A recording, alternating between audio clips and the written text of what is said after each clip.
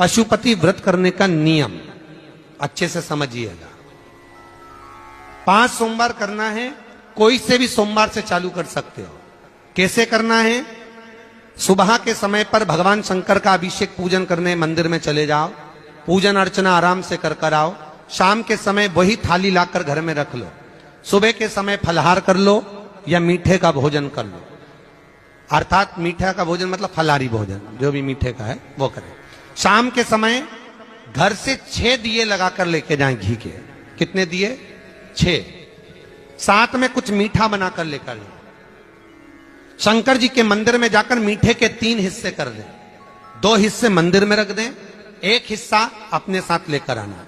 मंदिर से जो 6 दिए लेकर गए हो वो 5 दिए भगवान शंकर के सामने लगा दो पशुपति नाथ के नाम से, अपनी कामना करकर। 1 दिया वापिस रख के थाली में लिया। जब घर में प्रवेश करें, पशुपति व्रत कर